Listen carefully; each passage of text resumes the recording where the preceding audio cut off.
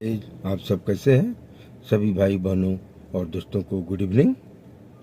Guys, Bihar में दीपावली के बाद छठ पूजा का पर्व है और उसी सिलसिले में हमारे जमाईदा आए हुए हैं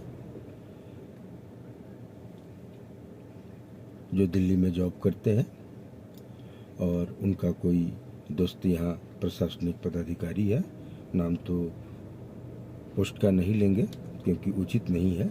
उन्हीं से मिलने गए हैं तो मेरे को बोले कि भैया आप भी चलिए। मैंने बोला कि मैं इसी में बैठता हूँ, आप आइए मिलकर। गाइज, मेरा इंट्रोडक्शन, मैं SK बक्सर ब्लॉग से इस वीडियो को शूट कर रहा हूँ और मैं बक्सर डिस्ट्रिक्ट का रहने वाला हूँ, लेकिन कुछ दिनों से मैं आउट ऑफ स्टेशन चल रहा था क्योंकि मेरे वाइफ का कार्डियो अरेस्ट हुआ था। कार्डियो अरेस्ट मामूली नहीं है, बहुत मेजर केस, बहुत मेजर रोग है। अगर किसी को हो गया तो फिर ईश्वर के ऊपर बचना, उन्हीं के ऊपर सब कुछ होता है। इसी सिलसिले में मैं 2.5 महीना से आउट ऑफ स्टेशन था और मैं अपने पिछले वीडियो में आप सबको बोला भी था कि मैं अपने 2.5 महीना का, समझिए कि वो वनवास था। उस सिलसिले में मैंने जो गुजारा, जो कुछ मैंने सीखा, वो एक अजूबो-गरीब रहा। मेरे वाइफ का कार्डियो अरेस्ट बक्सर में ही हुआ, लेकिन हम लोग को पता नहीं चला। ऐसे वो बोल रही थी कि हमको पेन हो रहा है, तो यहाँ के स्तर पर मैं मेडिकल जांच करवाया, लेकिन 2-4-5 घंटों में कोई राहत नहीं मिली। तो मैं अटेंडम अपने खुद ECG कराया, जो सेल्फ होता है, बिना डॉक्टर के लिखे मैंने सेल्फ ECG कराया और सेल्फ ECG करा के देखा कि एक मेरा दोस्त है बॉम्बे में, वो डॉक्टर है, वो तुरंत बोला कि अटैक मार चुका है, आप ऐसा करो कि जितना जल्दी हो सके पटना निकल जाओ। मैंने एम्बुलेंस बुलाया और निकल चुके। हमारे पेशेंट को जिस चीज़ की ज़रूरत थी, जिस बेड की ज़रूरत थी, वो बेड 2-4-5 दिनों के बाद खाली हो रहा था। वो पटना एम्स था, वहाँ नहीं हुआ व्यवस्था, जबकि इसके पहले उनकी थायराइड की ऑपरेशन उसी में हुआ था, तो आसान था। बुक पहले से रेडी था, बुक मुझे बनाना नहीं था। लेकिन हमारे पेशेंट को जिस बेड की ज़रूरत थी वो बेड खाली नहीं मिल रहा था। तो मैंने इंदिरा गांधी आयुर्वेद संस्थान, वो भी अर्ध सरकारी है, मैं उसमें गया। उसमें कैसे कैसे बेड की व्यवस्था हुआ, जो 5-6 घंटे लग गया हमारे पेशेंट को, जिस बेड की ज़रूरत थी। बेड मिला, उपचार भी शुरू हुआ, लेकिन हमारा केस 75% खराब हो चुका था। मैंने साइन भी किया डॉक्टरों के आदेश पर। ट्रीटमेंट आप लोग जारी रखें। ट्रीटमेंट जारी रहा, 17 दिन तक करीब ICU में रही। उसमें सारी व्यवस्थाएं होती हैं और कार्डियो पेशेंट की हर व्यवस्था, हर बॉडी की न्यूट्रल होना बहुत ज़रूरी है। कभी BP अप कर रहा है, कभी शुगर बढ़ रहा है, कभी जो मैं नहीं जानता हूँ मेडिकल का बारे में, वो चीज़ असंतुलित ढंग से चल रहा था। डॉक्टर उसको संतुलित करना चाहता था और इसमें कामयाबी मिली। लेकिन इतनी परेशानी पेशेंट को हुई और उतनी परेशानी अटेंडेंट को भी हुई। मैं ही समझ रहा हूँ कि मैं कैसे गुजारा हूँ।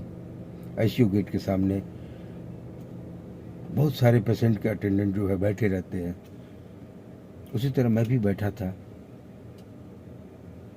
ये कहानी बहुत लंबी हो जाएगी, इसलिए मैं इसे शॉर्ट में बोलना चाहता हूँ। बैठा रहता था कि अब खबर आ जाए, कब कैसे खबर आ जाए, कब कौन सा हलचल मच जाए।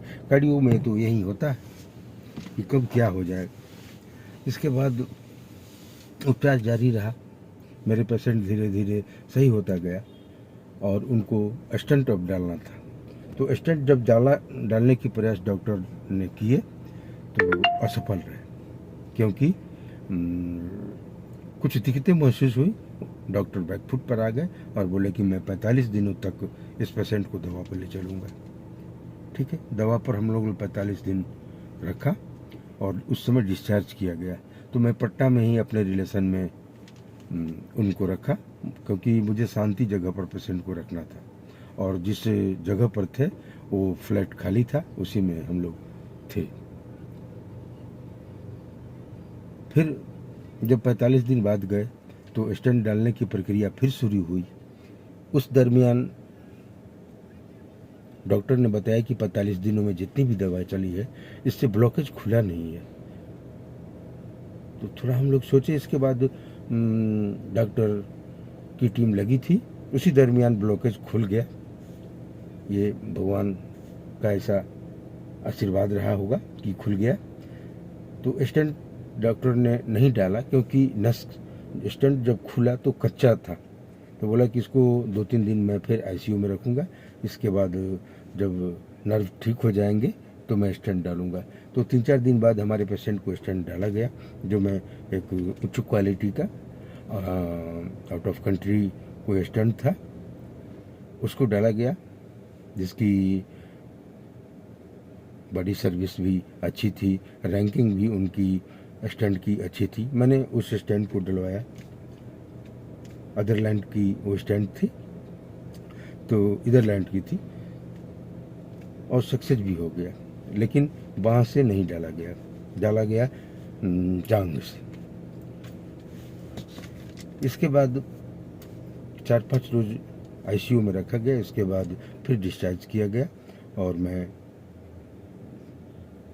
बाई रोड बक्सर आ गया। फिर 15 दिन के बाद लेके दिखाना है। कार्डियो में यही है कि डॉक्टर जब बुलाए आप उसके पास चले जाएं, क्योंकि कार्डियो अरेस्ट हो जाने के बाद पेशेंट 24 घंटा सुरक्षित भी है और असुरक्षित भी है। सुरक्षित रहना पेशेंट के ऊपर निर्भर करता है कि उसकी आगे की ज़िंदगी, खान पान, रहन सहन कैसे हो, उसे खुद समझना होगा। डॉक्टर का बताने के काम है, मेरा बताने के काम है, लेकिन पेशेंट को खुद सोचना पड़ेगा कि मुझे आगे की ज़िंदगी कैसे जीनी है। तो चल रहा है। 15 दिन बाद ले जाएंगे, छठ पूजा बाद फिर जाएंगे। इस दरमियान मैंने यही देखा हॉस्पिटल में, हॉस्पिटल की जितनी नर्सेज हैं, सरकार की टोटल व्यवस्था है, वो प्राइवेट में व्यवस्था नहीं है। और मैं एक बार फिर कह रहा हूँ आप लोगों के लिए कि ऐसी किसी के पास केस आ जाए तो प्राइवेट के चक्कर में नहीं पड़े। प्राइवेट डॉक्टर को मैं नहीं सही मानता हूँ।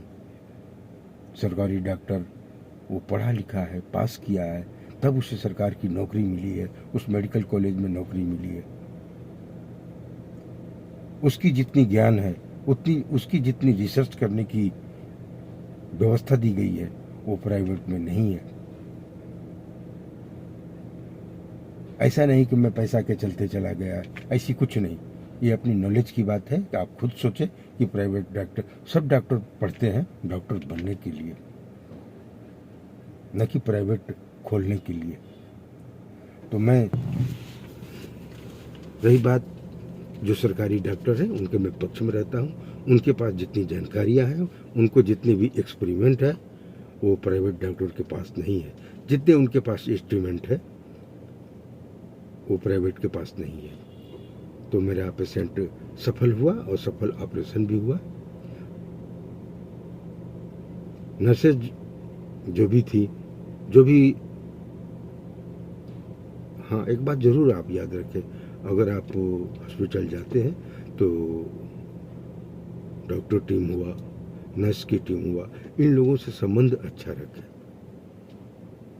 किसी प्रकार का टेंशन से बात नहीं करें, क्योंकि वो खुद पेशेंट को देखते देखते नर्सेज हुआ या डॉक्टर हुआ, वो बेस्ट माइंड रहता है।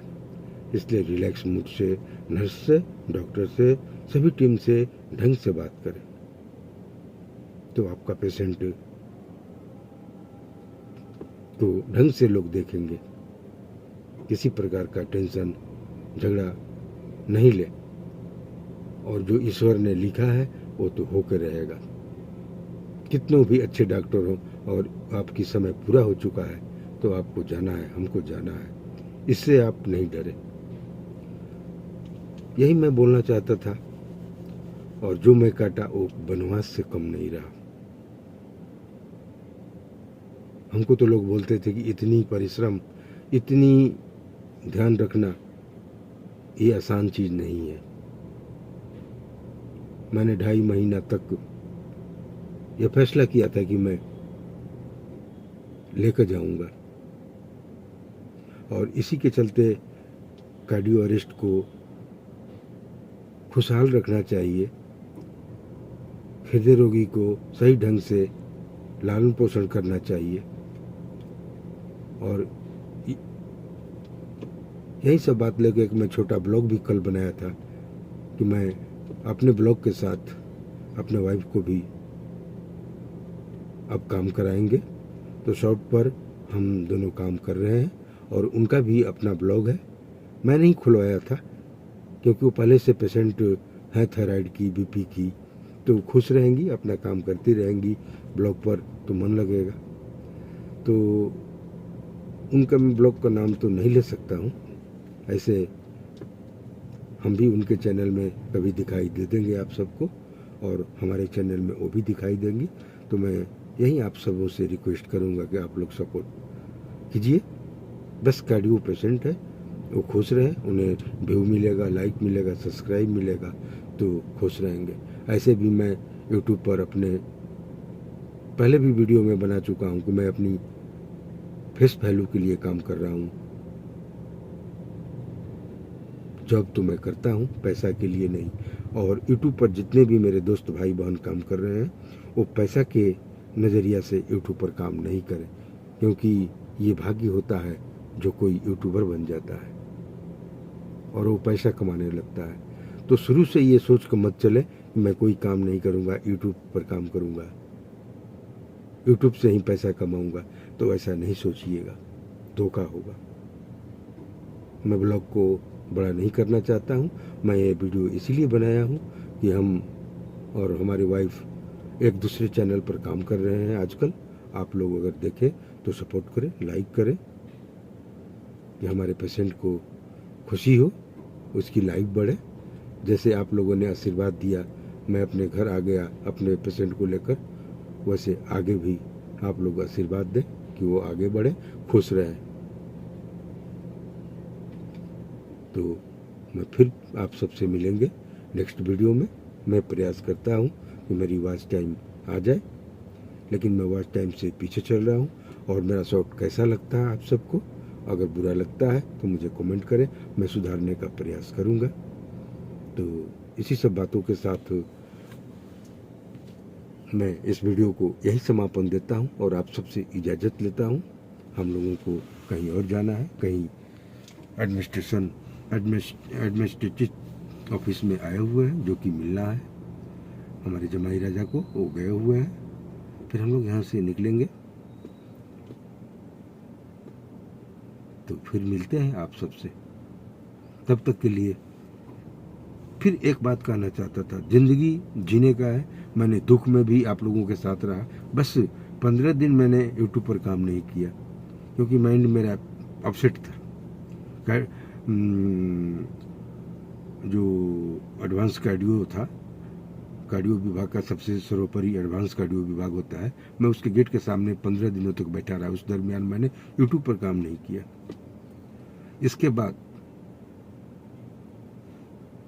मैंने आप लोगों के सामने आना शुरू कर दिया, लेकिन बहुत सारे हमारे भाई बहन जो हैं बोले भी कि भैया आप टेंशन में लगते हो। तो फिर टेंशन तो होता है, फिर भी मैं आप लोगों के सामने इजहार नहीं किया अपने टेंशन का। बस आप लोगों के साथ आता रहा, कमेंट करता रहा, आप लोगों के कमेंट का जवाब देता रहा। मैं हारना पसंद नहीं करता हूँ, इसीलिए मैं हर परिस्थिति में अपने को खुश रखता हूँ। तो फिर मिलेंगे आप सबसे नेक्स्ट ब्लॉग में। मुझे आप सब सपोर्ट करें, हम लोग यहाँ से निकलेंगे, बस प्रतीक्षा कर रहे हैं मेरी जमाई राजा आ जाए तो हम लोग चले। Thank you. उसी अंदाज में आप सबको बाय, टाटा।